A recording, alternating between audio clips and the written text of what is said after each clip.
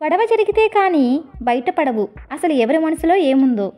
చూడటానికి ఏముంది, అందరూ నవ్వుతూ పలకరించేవాళ్లే. అవసరం ఒకరిది అయితే అవకాశం ఇంకొకరిది. ఆ కోపంలోనే మనిషి అసలు వ్యక్తిత్వం బయటపడుతుంది. కోపంలోనే మనసులో ఉన్న నిజమైన భావాలు బయటపడతాయి.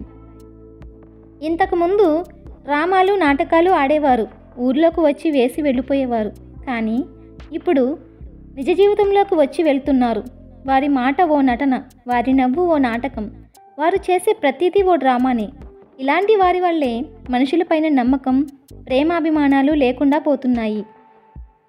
నచ్చినప్పుడు ఒకలా, నచ్చినప్పుడు మరోలా ఉండేవారికి బంధాలు, అనుబంధాల విలువ తెలియదు. అలాంటి వారితో ముడిపడిన బంధం కన్నీళ్లను మాత్రమే కానుకగా ఇస్తుంది.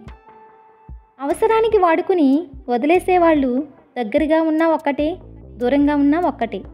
అలాంటి వాళ్ళకి మనం అవసరం ఉన్నప్పుడు మాత్రమే మనుషులుగా అనిపిస్తాము. తర్వాత గడ్డి పరక కన్నా హీనంగా కనిపిస్తాము. ఎవరో నీ గురించి చీప్గా చెప్తే నువ్వేమీ చీప్ అయిపోవు. ఎవరో నిన్ను పొగిడితే నువ్వు పొంగిపోకు. ఎందుకంటే నీ గురించి పూర్తిగా నీకు మాత్రమే తెలుసు. ఒకరి ముందు నిరూపించుకోవాల్సిన అవసరం నీకు లేదు. నీకు తెలిసింది ఒక్కటే, నీకు నచ్చినట్లు బ్రతకడం. నీ జీవితాన్ని ఎప్పుడూ పక్కవారితో పోల్చుకోవద్దు. ఎందుకంటే సూర్యచంద్రులు ఇద్దరూ వెలుగునిచ్చేవారే.